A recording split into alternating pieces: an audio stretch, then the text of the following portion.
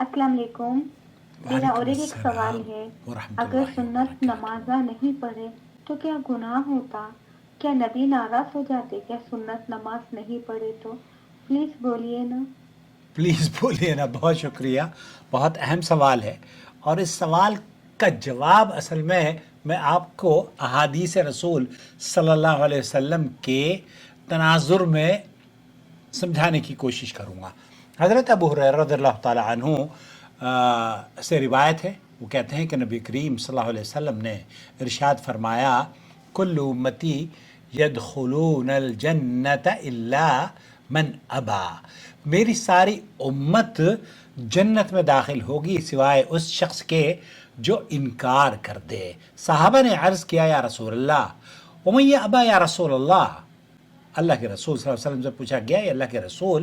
بھلا جنت سے کون انکار کرے گا؟ آپ علیہ الصلوۃ والسلام نے فرمایا، من اطاعنی دخل الجنہ ومن عصانی فقد ابا، جس نے میری اطاعت کی وہ جنت میں داخل ہو جائے گا، اور جس نے میری نافرمانی کی اس نے خود ہی گویا کہ انکار کر دیا۔ اس حدیث کو امام بخاری نے اپنی صحیح میں نقل کیا ہے۔ اس حدیث سے شیخ ابن باز رحمۃ اللہ علیہ اس حدیث کی شرح بیان کرتے ہوئے وہ یہ فرماتے ہیں کہ جو شخص اللہ کے رسول صلی اللہ علیہ وسلم سے محبت کرتا ہے وہ اللہ کی توحید کو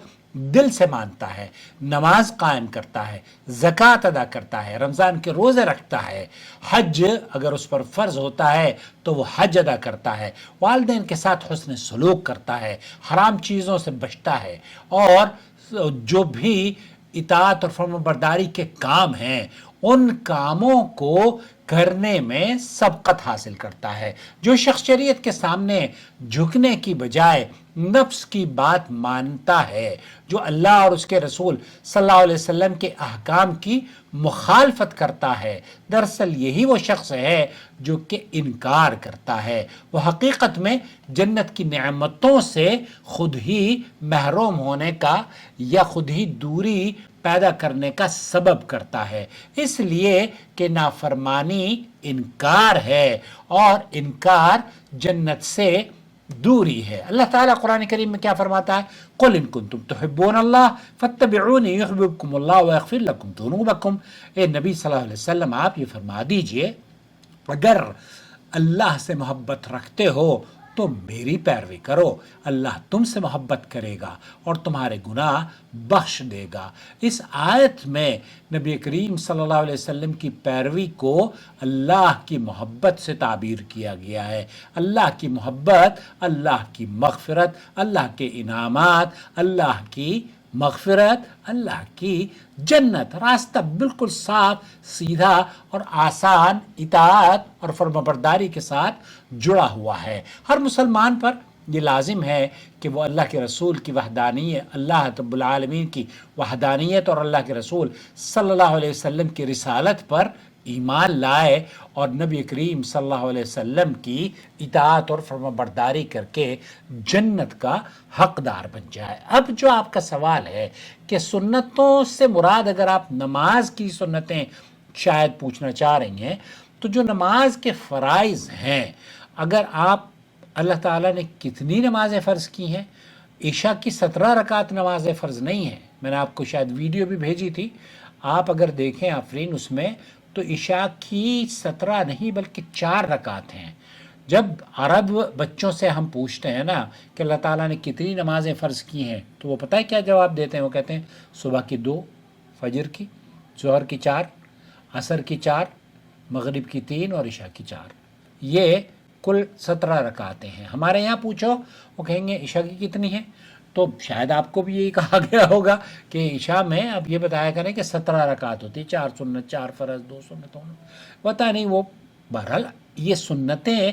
وہ ہیں، اگر آپ پڑھ لیتے ہیں تو اللہ کے رسول صلی اللہ علیہ وسلم نے فرمایا جو 12 رکعت سنتیں دن بھر میں پڑھ لیتا ہے اس کا جنت میں گھر بنتا ہے، تو یہ فضیلت ہے۔ آپ لیکن کیا اللہ کی خوشنودی یا اللہ کی ناراضگی کا کوئی سبب بنے گا کہ آپ نے جناب فرض نمازیں تو ادا کر لی ہیں اور سنتیں چھوڑ دی ہیں؟ تو آپ سے اللہ تعالیٰ پوچھ گچھ نہیں کرے گا، بلکہ ایک صحابی ہیں اللہ کے رسول کے پاس آتے ہیں اور وہ اسلام کے بارے میں سوال کرتے ہیں تو نبی کریم صلی اللہ علیہ وسلم نے ان کو بتایا، جیسے شیخ ابن باز نے کہا نا کہ جو یہ تمام چیزوں پر توحید، نماز، روزہ، زکوٰۃ اور حج، ان چیزوں پر عمل کرتا ہے، اور اللہ کے رسول صلی اللہ علیہ وسلم نے فرمایا کہ اللہ تعالیٰ نے تم پر 5 نمازیں فرض کی ہیں، فجر کی 2، ظہر کی 4، عصر کی 4، مغرب کی 3 اور عشاء کی 4۔ تو اس شخص نے کہا کہ اللہ کے رسول، میں قسم کھا کر کہتا ہوں کہ اس میں نہ کمی کروں گا نہ زیادتی کروں گا۔ تو یہاں وہ خود اس بات کا اقرار کر رہا ہے اور نبی کے سامنے اقرار کر رہا ہے کہ میں ان میں نہ کمی کروں گا، یعنی کہ وہ جو سنت اور نوافل ہمارے یہاں لوگ پڑھتے ہیں، پڑھنے کو منع کوئی نہیں کر رہا، لیکن اگر چھوڑ دیتے ہیں تو اس پر کوئی مواخذہ نہیں ہے، جو آپ جاننا چاہ رہی ہیں۔ تو اللہ کے رسول صلی اللہ علیہ وسلم کی اطاعت اور فرمانبرداری جنت کے حصول کا بڑا سبب ہے، اور جنت اسی شخص کو ملے گی جو کہ اطاعت، مطیع اور فرمانبردار ہوگا۔ ہمارے ہاں تو لوگ کیا سمجھتے ہیں، وہ سمجھتے ہیں کہ ہم تو فلانے پیر کے ساتھ لگے ہوئے ہیں، فلاں امام کے پیروکار ہیں، فلاں فرقے کے ہم بڑے تاجدار، ہمارے تو گروپ کے فلاں لوگ ہیں۔ ارے اللہ کے بندو، اللہ نے جو ضمانت دی ہے نا، ان لوگوں کے لیے بشارت دی ہے، قل ان کنتم تحبون اللہ فاتبعونی یحببکم اللہ۔ تو یہ وہ بشارت ہے، یہ وہ خوبصورت پیغام ہے جس سے ہر عاقل اور ہر مسلمان پر فرض ہے کہ وہ اللہ کی وحدانیت کو مانے، اسلام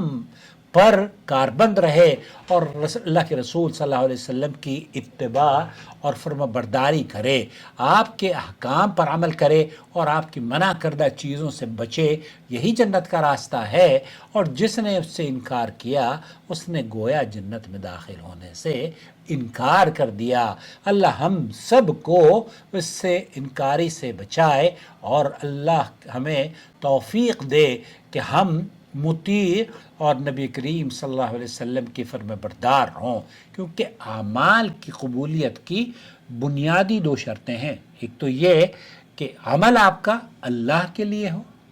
اور دوسرا نبی کریم صلی اللہ علیہ وسلم کے طریقے کے مطابق ہو۔ آپ کا عمل اللہ کے لیے ہے، طریقہ نبی کا نہیں ہے تو قابل قبول نہیں ہے۔ آپ کا عمل نبی کے طریقے کے مطابق ہے اور اللہ کے لیے نہیں ہے تب بھی قابل قبول نہیں ہے۔ اس لیے دونوں چیزوں کے لیے ایک تو اخلاص بے حد ضروری ہے، اللہ کی وحدانیت کے قبول کرنے کے بعد آپ جو عمل کرتے ہیں یا جو عمل کرتی ہیں آپ، وہ اللہ کے لیے کریں، اور جتنے بھی عمل کر رہی ہیں وہ صرف نبی کریم صلی اللہ علیہ وسلم کی اطاعت اور فرمانبرداری یا آپ علیہ السلام کے بطور امتی ہو کر کریں۔ آپ کسی اور کی امت کے پیروکار نہیں ہیں، کسی اور کے، فلاں امام کے، فلاں پیر کے، فلاں فقیر کے۔ اللہ تعالیٰ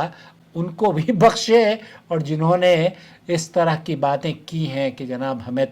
ہم فلانے کا دامن پکڑ کے لٹک جائیں گے، جنت میں چلے جائیں گے، کوئی جنت میں نہیں جائے گا سوائے اس شخص کے جو اللہ کے رسول صلی اللہ علیہ وسلم کا مطیع اور فرمانبردار ہوگا۔ امید ہے تفصیل سے آپ کو جواب مل گیا ہوگا۔ اپنا خیال رکھیں، کیپ واچنگ۔